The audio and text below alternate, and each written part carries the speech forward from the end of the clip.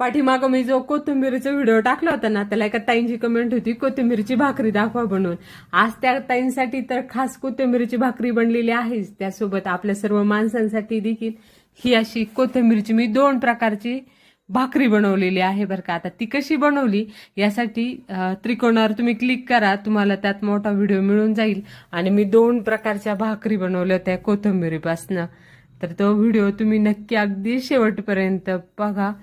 कोथिंबीरीच्या भाकरीने तुम्हाला सांगू का, तुमच्या जर जिभेची चव वगैरे गेलेली असली ना, तर इतकी अफलातून अशी चव येते ना जिभेला. त्यासोबत फक्त शेंगदाण्याची चटणी आणि दूध, विशेष असं वेगळं काही लागत नाही बरं का.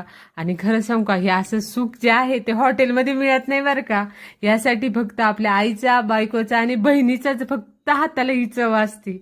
तर एकदा तुम्ही तुमच्या घरच्यांना किंवा तुम्ही स्वतः अशी कोथिंबीरीच्या मस्त भाकरी करा. आणि ह्या भाकरींचा आहे ना, आता सध्या तर बाजारात खरंच खूप छान अशी हिरवीगार कोथिंबीर मिळते.